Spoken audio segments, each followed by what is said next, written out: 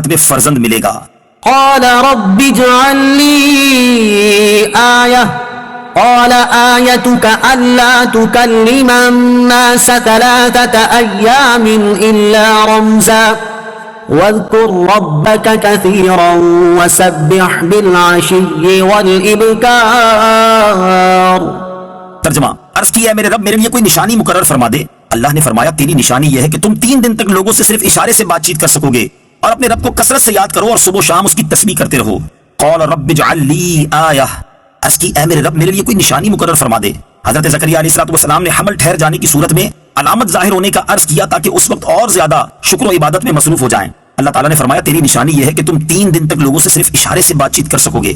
چنانچہ ایسا ہی ہوا کہ جب آپ علیہ السلام کی زوجہ کو حمل ٹھہرا تو آدمیوں کے ساتھ گفتگو کرنے سے زبان مبارک 3 روز تک بند رہی، اور تسبیح و ذکر پر آپ قادر رہے۔ اور یہ ایک عظیم معجزہ ہے کہ جس میں اعضاء صحیح و سالم ہوں اور زبان سے تسبیح و تقدیس کی کلمات ادا ہوتے رہیں، مگر لوگوں کے ساتھ گفتگو نہ ہو سکے۔ اور یہ علامت اس لیے مقرر کی گئی کہ اس نعمت عظیمہ کے ادائے حق میں زبان ذکر و شکر کے سوا اور کسی بات میں مشغول نہ ہو۔ اس سے معلوم ہوا کہ صالح فرزند ملنے پر رب عز و جل کا شکریہ ادا کرنا چاہیے۔ عقیقہ، صدقہ، خیرات، نوافل سب اسی نعمت کا شکریہ ہے۔ اور چونکہ ہمارے آقا علیہ السلام رحمت للعالمین اور کائنات کی سب سے عظیم ترین نعمت ہیں، اس لیے اس نعمت کا شکریہ ہم میلاد کی صورت میں ہمیشہ ادا کرتے رہتے ہیں۔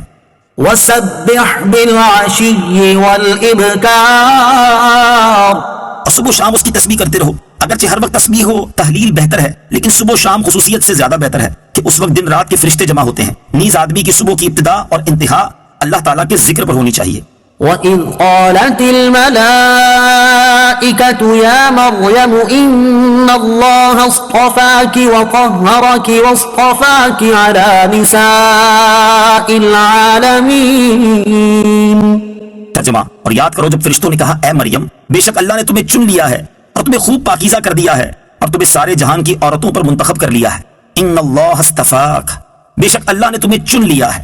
اس آیت میں حضرت مریم رضی اللہ تعالی عنہا کی شان کا بیان ہے۔ اللہ تعالیٰ نے انہیں بہت سے فضائل کے لیے منتخب فرما لیا، مثلا عورت ہونے کے باوجود بیت المقدس کی خدمت کے لیے انہیں نظر میں قبول فرما لیا، حالانکہ صرف مردوں کو ہی منتخب کیا جاتا تھا، لہٰذا یہ بات ان کے سوا کسی عورت کو میسر نہ ہوئی۔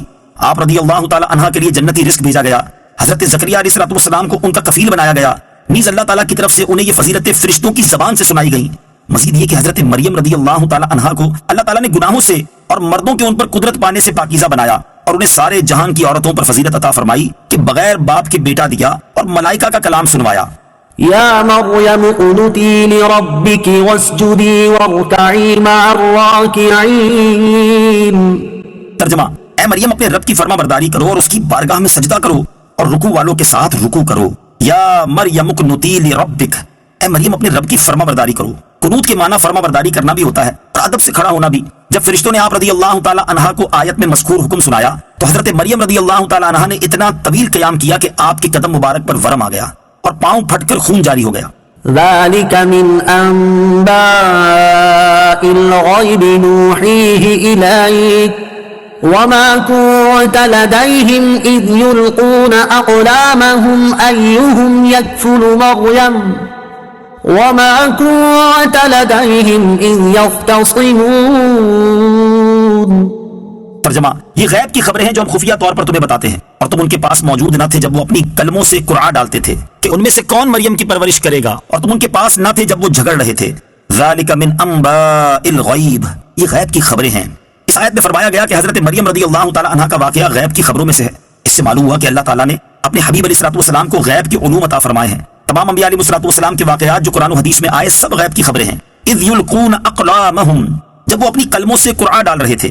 چونکہ بہت سے لوگ حضرت مریم رضی اللہ تعالی عنہا کی پرورش کے امیدوار تھے، اس لیے آپس میں بحث و مباحثے کے بعد انہوں نے قرآن دازی پر فیصلہ چھوڑ دیا۔ چنانچہ جن قلموں سے تورات لکھا کرتے تھے ان کے ذریعے قرآن دازی کی، اور طے یہ پایا کہ ہر کوئی اپنا قلم پانی میں رکھے، جس کا قلم پانی کے بہاؤ کی الٹی طرف بہنا شروع کر دے وہ کفالت کا حقدار ہوگا۔ سب نے اپنی اپنی قلم پانی میں ڈالی تو حضرت زکریا علیہ السلام کا قلم الٹی طرف بہنا شروع ہو گیا۔ اس طرح حضرت مریم رضی اللہ تعالی عنہا آپ کی کفالت میں آ گئی۔ قرآن دازی کے ذریعے فیصلہ کرنا، اس سے معلوم ہوا کہ عام معاملات میں قرآن دازی سے بھی فیصلہ کیا جا سکتا ہے، جیسے تاجدار رسالت صلی اللہ علیہ وسلم سفر میں ساتھ لے جانے کے لیے ازواج مطہرات کے درمیان قرآن دازی فرمایا کرتے تھے۔